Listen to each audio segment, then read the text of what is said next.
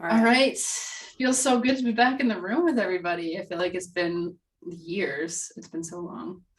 Updates. Lou, MJ, how you guys doing?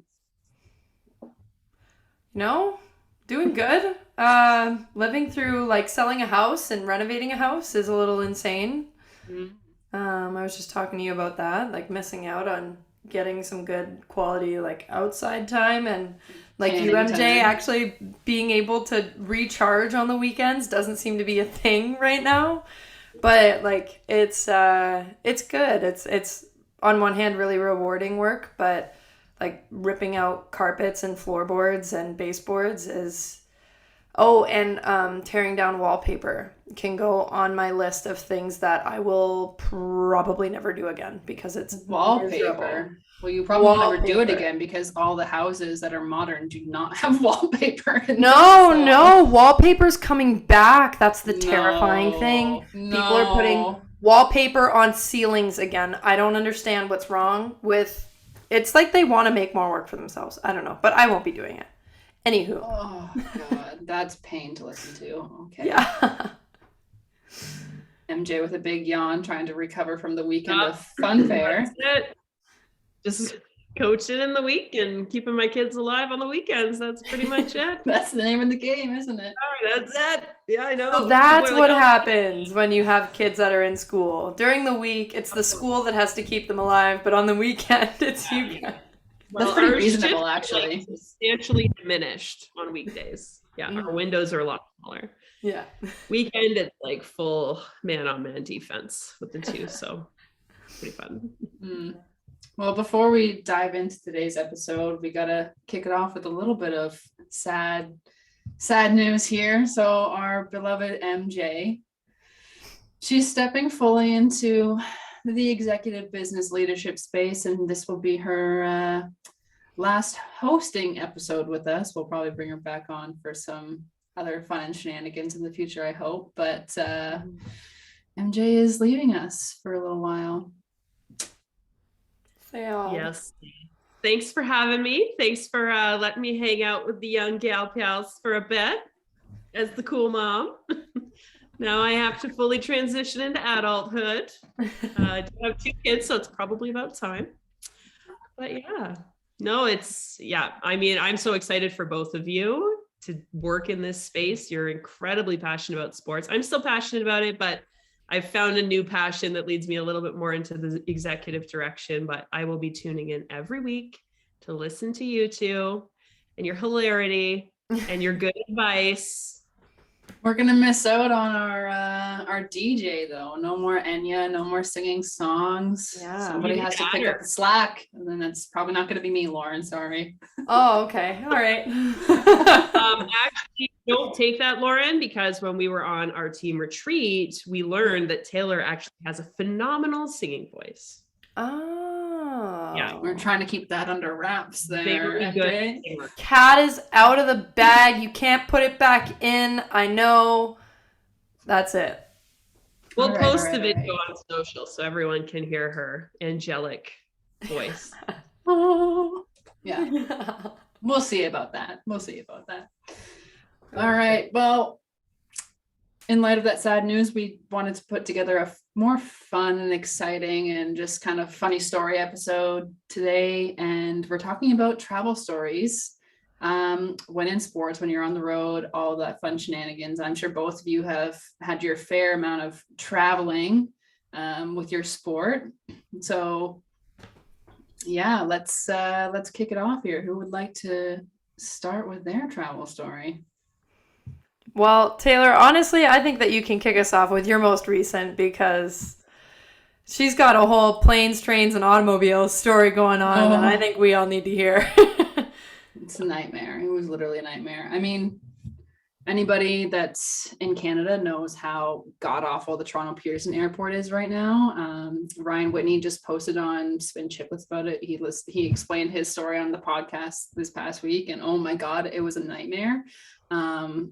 And ours was just as bad of a nightmare as his was, except ours took place in Germany and not in Canada. So try and make this as like short as possible. But for context, we live in the north of Germany. It's very far away from any place that's down south. Like it's like a 10-hour drive to get to like a major city in the south, like Munich or Frankfurt or something like that. But the closest major airport for us is 2 hours away. So we booked our flight originally to go from Hamburg to Frankfurt, and then Frankfurt over to Canada, into Toronto rather. So we're flying out. I think it was like Friday morning we're flying out, and I woke up like 6:30. We were going to take the train. It was like 2-hour train to get to the airport. And when I woke up, I checked my email, thank God. And an hour before, I'd received an email from the airline saying that my flight was canceled. My flight from Hamburg to Frankfurt was canceled. Mm-hmm. There was no following updates. There was no other email that I got. No, call this number and figured it out. So I was like, okay, well, this is like super stressful, because if we don't make it to Frankfurt, then we're not going to make it to our connection, and then we're not going to make it home. Right. Try not to stress on the way there. Got there, talked with the lady at the check-in desk, and she was like, yeah, what we're going to do is we're just going to reroute you through Munich instead. So I'm thinking, great. Munich's major airport, like everything will be fine. We'll get there and we'll go. It's great. No, not so fine. So our flight was originally supposed to be Hamburg to Frankfurt at 12 o'clock. We got switched from Hamburg to Munich at 12:45. So we had like an extra, I don't know, like 2.5 hours left to kill at the airport, which is fine. 12:45 rolls around and our flight was delayed. Didn't say that it was delayed on the screen. They just kept changing our gate. So we got changed from like, I think it was like C16 to like C15 to C7. Like we got whipped around the airport on these gates. I was like, oh my God, this is so annoying. We were delayed 2 hours. So because we were delayed by that, if we had taken off like after that, like right when that 2 hour hit, we would have had a slight chance of making our connection. Slight. Anyway, got boarded onto the airplane. And of course, the second that everybody was boarded, the captain comes out from the cockpit and he says, or pilot or whatever, and he says, hi, sorry, ladies and gentlemen, I hate to inform you, but we have missed our departure time by 1 minute and we will be grounded here for at least 2 hours. I'm thinking, oh my freaking God, like we just got delayed 2 hours. Now we're going to have to sit on the tarmac for another 2. Like this is fucking ridiculous. Anyway, luckily it wasn't 2 hours. It was only like 40 minutes. So we got the next 40 minutes there and then took off, got to Munich. We missed our connection. That was already obvious. Yeah. So of course we're at like the back of the plane. Takes us forever to get off because everybody who was on the flight to Frankfurt, by the looks of it, got rerouted through Munich. So get to Munich and they're like, yeah, if you've missed your connection, you're going to have to go to the customer service desk and wait in line and talk to somebody about getting a new flight for yourself. So I'd actually gotten an email from the airline, and they had moved our flight from it was 3:45 that day that we'd missed to 3:45 the following day. So full 24 hours later. I was like, you've got to be kidding me. So I was like waiting in line. By the way, there was like hundreds of people in this line. We waited for a total of 4 hours just to talk to somebody about getting our flight switched. Oh God.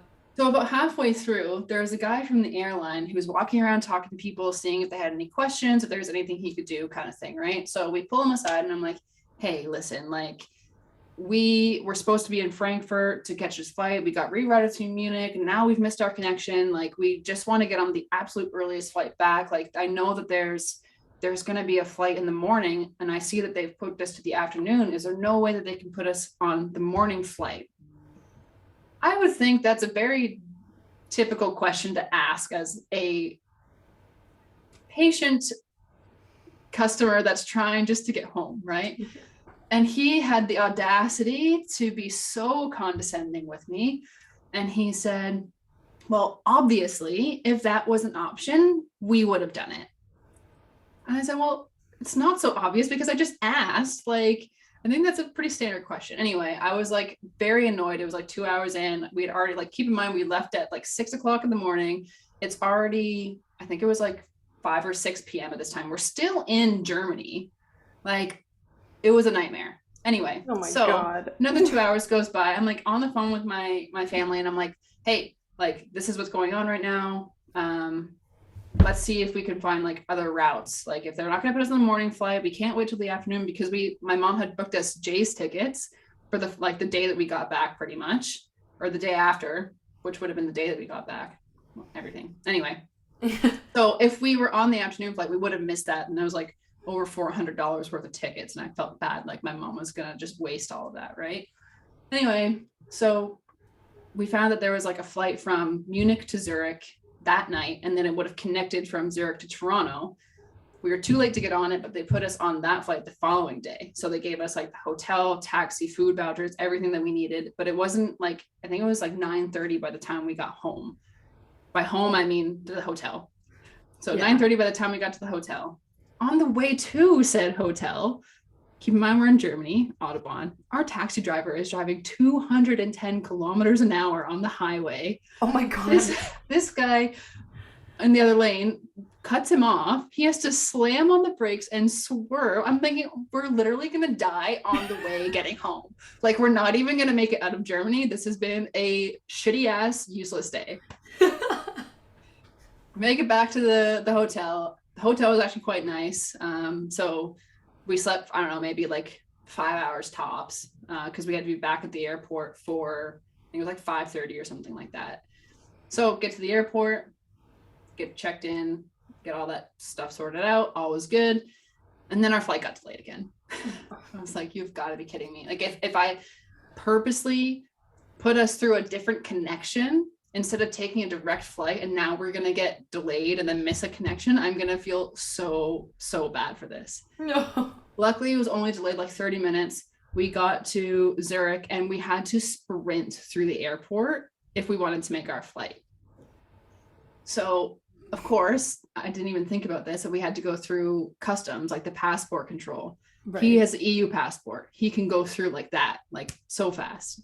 As a Canadian, it takes me a little bit longer to get through. So not only did we get separated and we're like trying to get there as fast as we can, I'm like stuck in this line by myself. And I'm like, usually not stressing, but I was like, oh my God, like, what if I like don't get through? What if they give me a hard time and he's not, like, I don't even know. Right. Those thoughts start going through your head where you're like, my passport's not valid. It's not, they're gonna get me.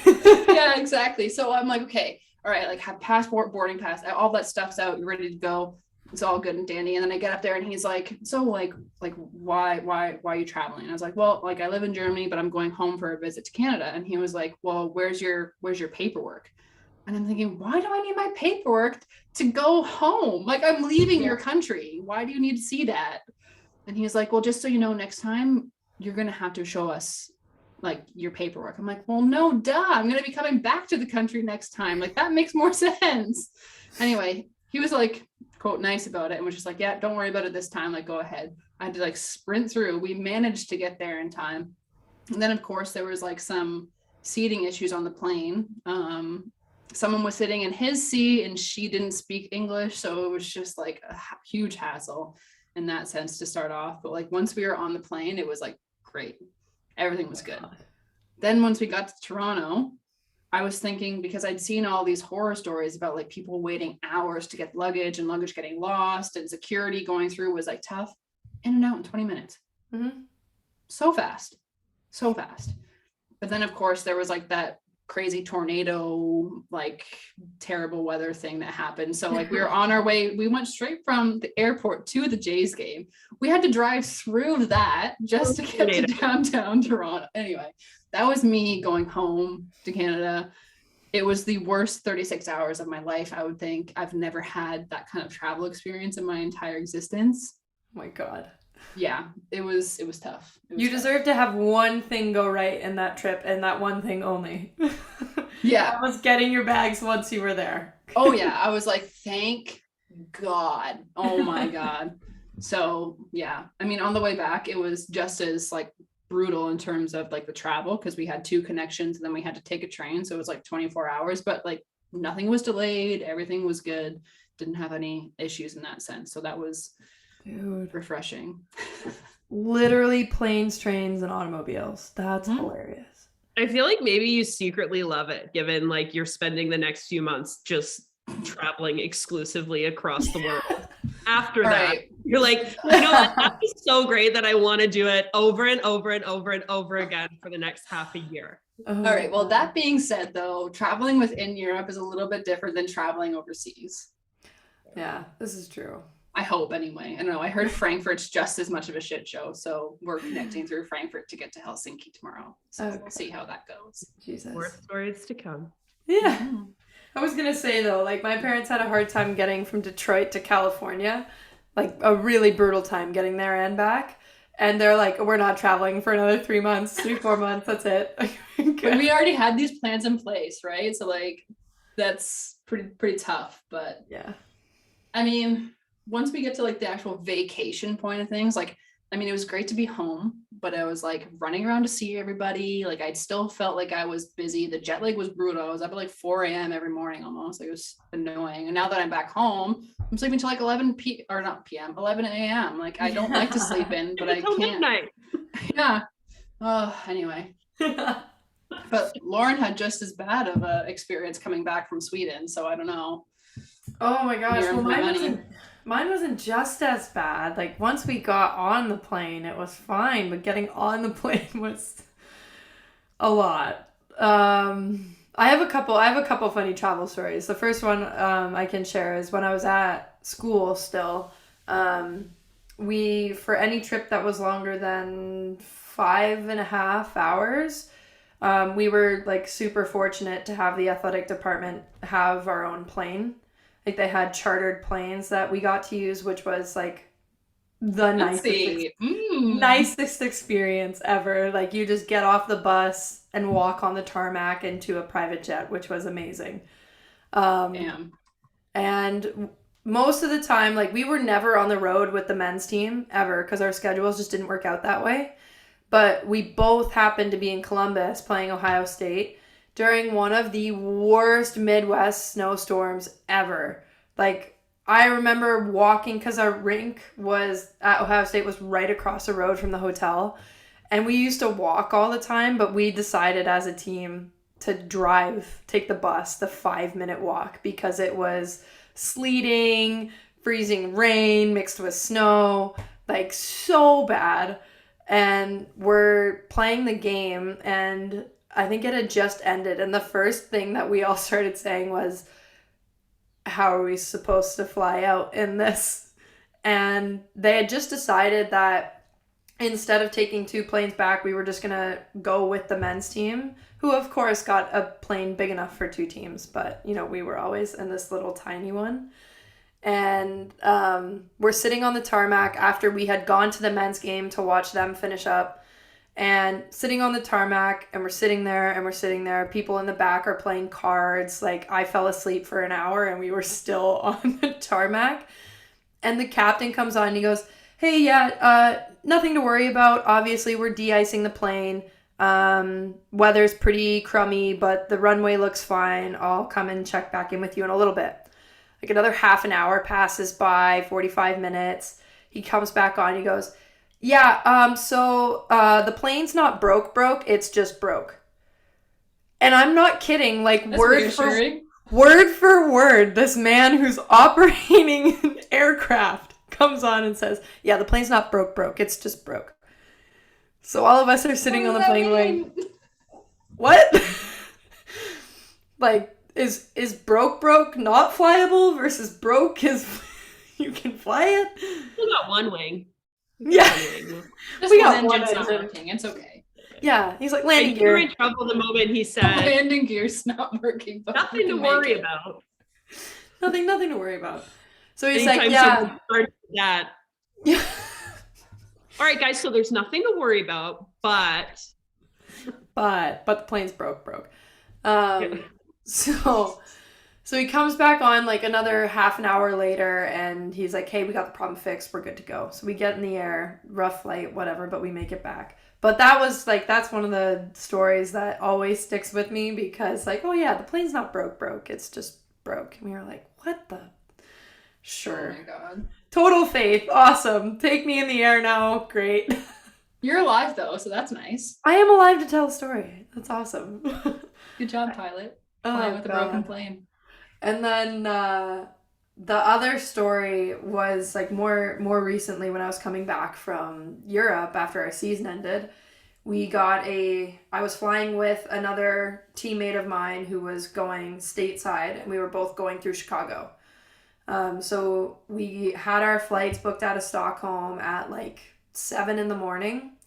And because we both had so much stuff, we couldn't just take the metro to the airport, which is super easy in Stockholm. Like you hop on the subway, it takes you to a bullet train that gets you to the airport in like 20 minutes, whereas driving takes like an hour.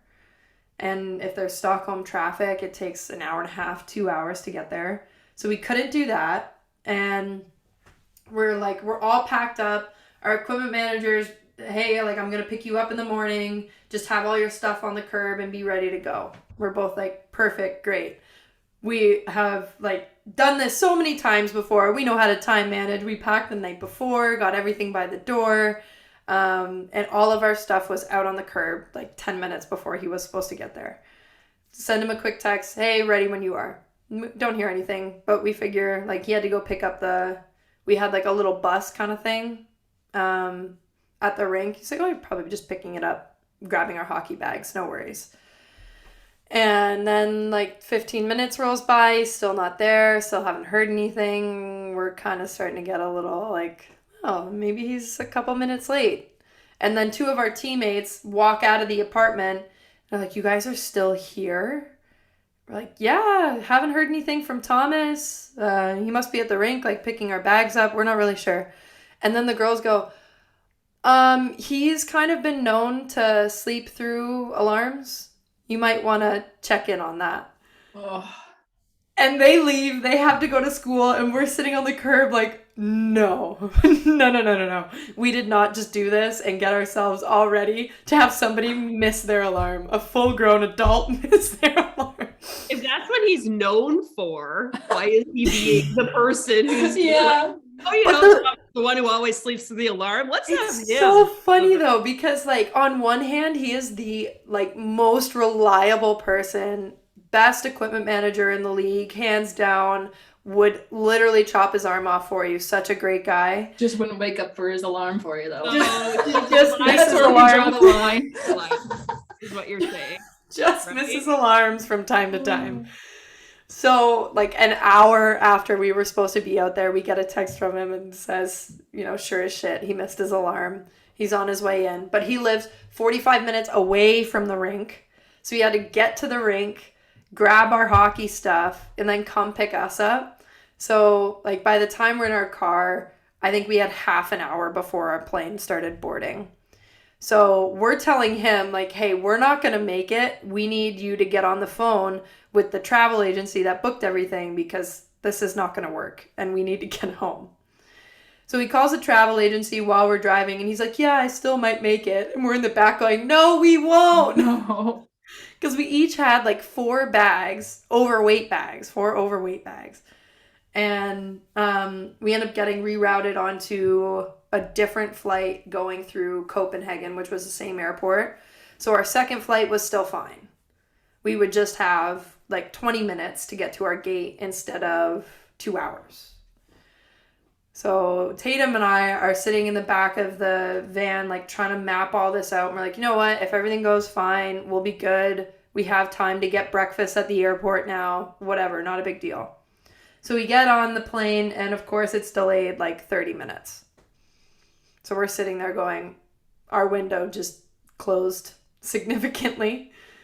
So we end up getting in the air like 30 minutes late.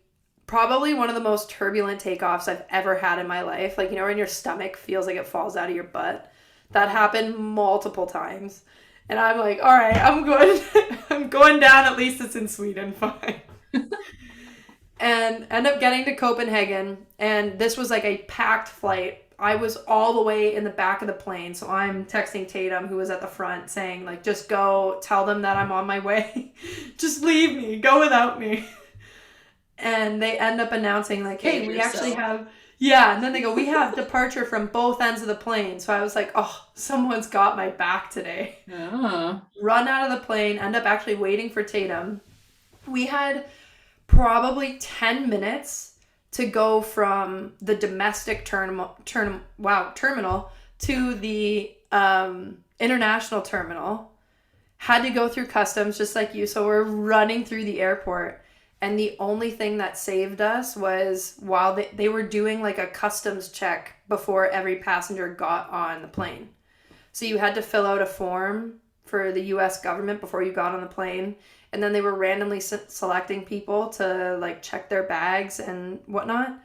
That was the only thing that saved us. We got there and I was like, there's no way that this happened for us. And sure enough, we got on the plane and got home. But traveling is just like, I have grown to expect things to go wrong. And then when they do, I'm not surprised. And if they don't, I'm overjoyed that I had a great travel experience. I think I've set myself up okay. My travels have always been like so flawless, especially like the flying. It's always been like so great. So I was not expecting that going home. So that was like where the issue really was for me. So now I've learned when flying to not expect things to go so great, because they probably won't, especially now that travel's back and like staff or like the airports and the airlines are so understaffed right now too. So yeah. All that MJ. was is, you found a way to make up for 27 years of good luck with one bad travel experience. That's I hope that's the case. Like, fingers crossed that shit goes great for like the rest of the summer, because oh my God.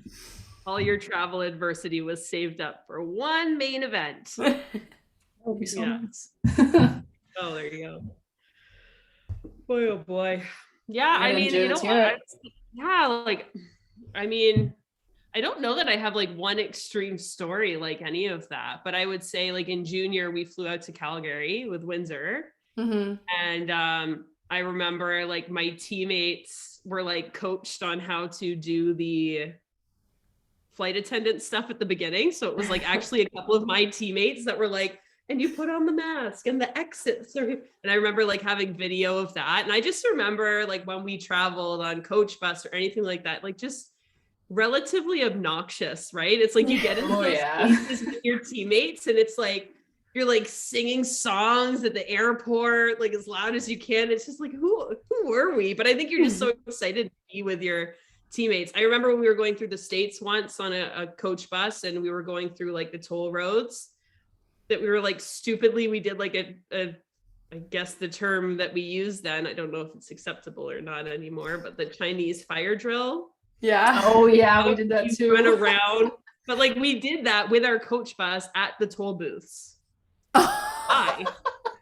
I don't know how we weren't arrested. We probably would have been if we weren't 12 years old.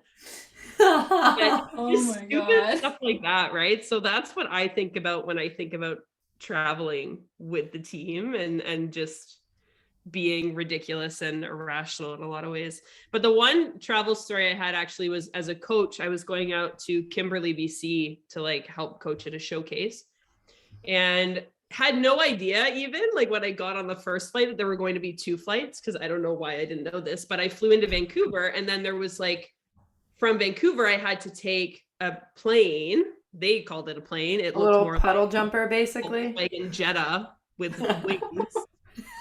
So I get out and I have to like walk the tarmac so they're like, yeah, there's just a quick connector flight because like Kimberley's up in the mountains and it's like hard. I was like, okay, great. Yep. So I like expect to get on an actual plane. And then when I'm walking out, I see this thing and I'm like, what the literal app? Like I have to get on because I have no problem with flying, but like I just didn't trust the way it looked necessarily. So I get on this thing. I'm not kidding. There's like single row of seats, maybe 5 seats. And then on the other side, single row of seats, maybe 5 seats. And I am in the seat right next to the door. There's no wall separating me from the cockpit. So like I get in, I'm sitting there and I'm like staring at the pilots and all of the buttons that they have to push. I'm like, what is going on? It was just a really crazy experience. It was the loudest, most turbulent plane ride I've ever been on in my life. And I was like, thank God I'm not fearful of flying, because it was terrifying. I felt like I was riding like a remote controlled drone that was like low on batteries. It's like, we don't know, but we hope. Thankfully, we got there. Everything was okay. But yeah, it was just a crazy experience. Oh my god. Yeah. Yeah. Remote control Oh my God. running Yeah. out of batteries. That's terrifying. Was there even a flight attendant on it? There Did was. they explain was? the emergency procedures to you? Yes. So there Here's was the one door, you can't miss it. literally. Here's and the her parachutes because that's what you're gonna need. her seat was across from the door. So like she was like basically like just to the right of me because I was just behind the door and there's nothing blocking the door. It's just like the door comes down, you jump in and then it closes. So I'm like, yeah, just the whole thing. I thought it was funny. I was like, imagine being the flight attendant on this. Like you're not serving snacks. Like you're literally just sitting there hoping to survive like the rest of us. Yeah. It was like, God, it was like a Fear Factor moment. Like it was like, that's what someone would have to do on Fear Factor. Get on this plane. Oh God. Yeah. Anyways. But But the Well, trip went well. Yeah, Obviously, you're survived. alive. Yep. That's what matters most. Mm-hmm. Well, I mean, I don't have any like plane stories from school. I mean, we went to Calgary once, but everything was like pretty decent there. But we bussed everywhere on the East Coast, right? So I'll never forget. We were just leaving the rink. Everybody had all their shit packed up underneath the bus. Everybody was on. Everything was good. Get on the highway. Bus starts strolling along, and this one girl on our team screams so loud, and she's like, "The door is open!" One of this, like the under doors for the bus, came open on the highway, and all of our shit was like falling out of the bus on the highway. Oh my God, I couldn't believe it. I was just like in awe. Everybody all at once like jumps up from their seats and rushes to the left side of the bus to see like what's going on. Bus driver pulls over, and so like he'd put like pylons out behind or whatever to like let people that are driving know like you need to get over kind of thing, right? Because all of our shit's all over the fucking highway. Like our water bottles, our socks, like everything. And apparently there was like a female driver who wasn't paying attention or texting and driving. I don't know what was going on. She smoked one of the boxes that fell out. So she ends up pulling over on the side of the road, and her car like won't turn on at this point. Like I don't know what happened, but it turns out that she was our assistant coach's niece of all things. Oh my God. Anyway, so we got all of our shit back in the bus and whatnot, got to the game. All of our socks either had like tire marks on them or they had like holes ripped in them. Oh my God. So we looked like a bunch of pansies out there, in my opinion. Luckily it wasn't like our jerseys or anything that like we put all of our jerseys in our own bags when we go, but oh my God, it was absolutely brutal. They had to go and get us all new water bottles. I mean, maybe that was a good thing, but oh, what a time. And then it's like, I don't know if that was like maybe the beginning of Twitter for me. Like, I don't know when Twitter started, but that was like hashtag bus explosion 2016 or something like that. Like that was like the motto for the rest of the year. Like it was absolutely ridiculous. Oh my God. Could you imagine driving on the highway and just getting smoked by a 50-pound hockey bag? No. Oh, that reminds me of you remember when we were at Peak and there would be like the bus that would transport people, and for a while they had that like open trailer back, and people would toss their hockey bags like into this just like open trailer holder. And there were a couple occasions where like people's bags would fall out on the way to the rink. Remember, someone's bag fell out and it got ran over. Like their pads were shattered and yeah. Oh my God. Yeah. That's brutal. And then there was I remember we went on I don't know if you were with us on that trip, but with Peak we went on like a college tour. I know Kim was there, and we went to like Clarkson, St. Lawrence, and a couple other places, I think. And we had gotten a new bus driver, and I remember him like not speaking a whole lot of English, and he also wasn't too solid behind the wheel. And at one place we're trying to get into like the parking lot of this college university, which like none of them are designed for big buses to be entering into, especially on the East Coast. Like it's Oh, God, older no. and they're like too narrow.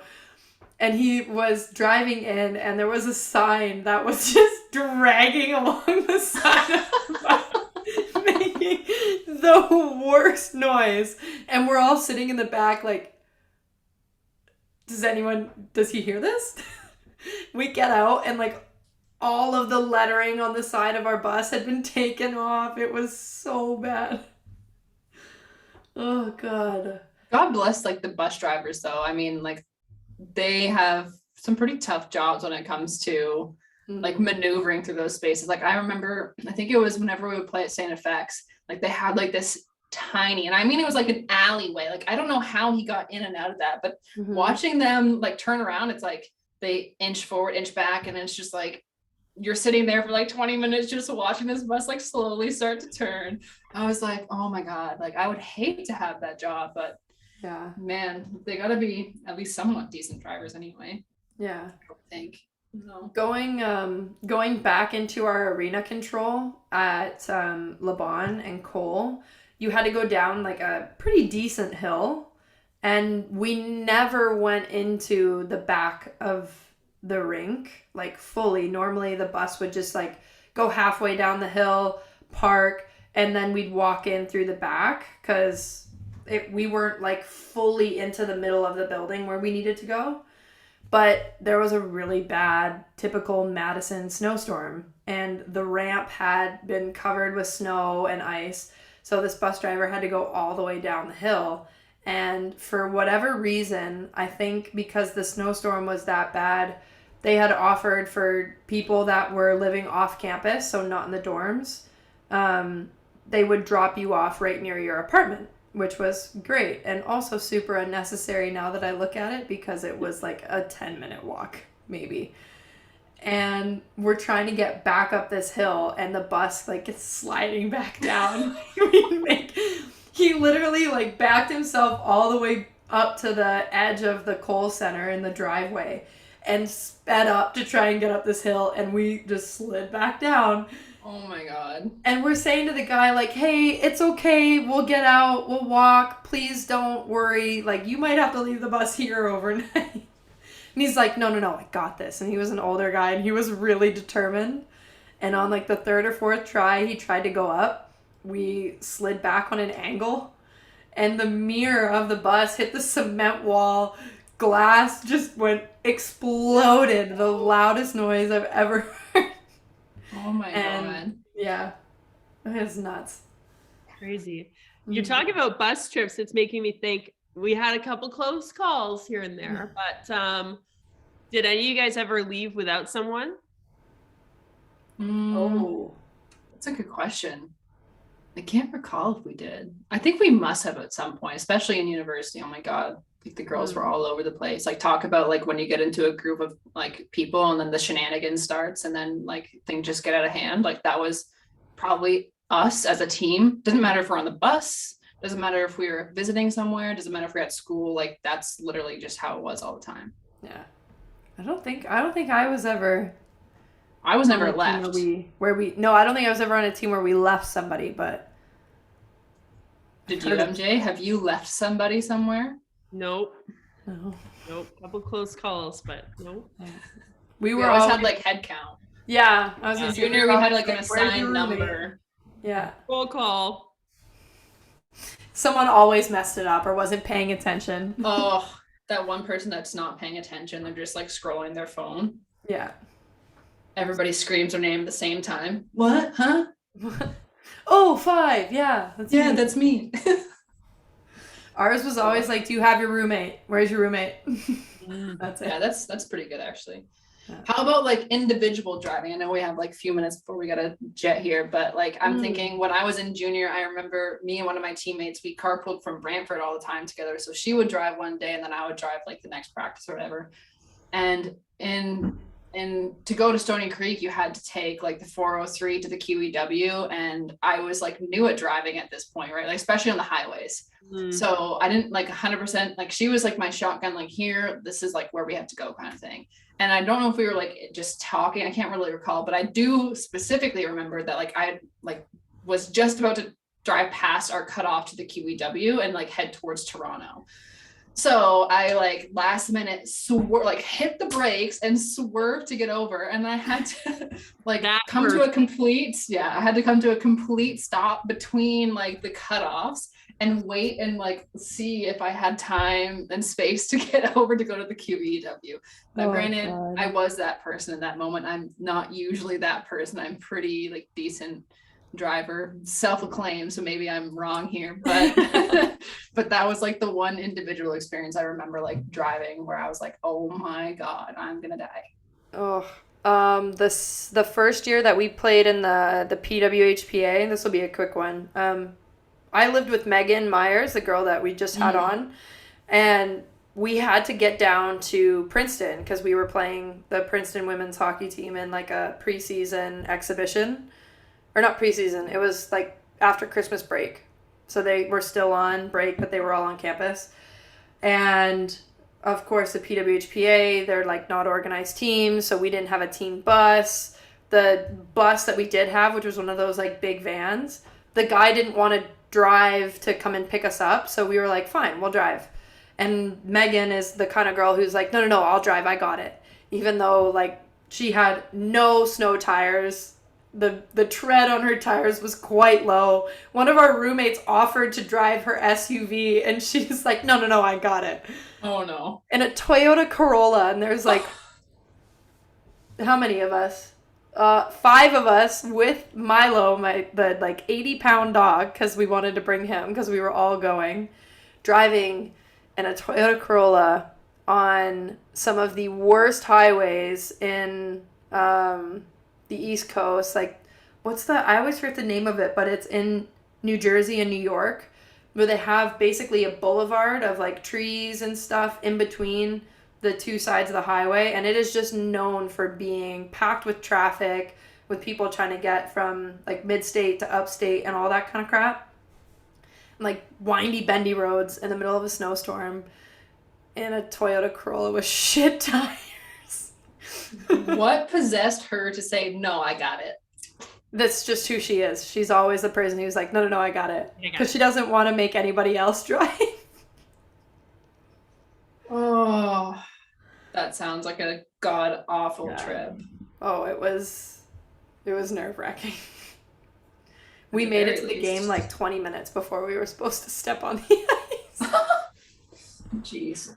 Yeah. Well, hopefully with this new league that they're putting together in January, they'll have team bus to drive people places. Yeah. Oh, goodness. Here's to hoping. Cross the fingers. Mhm.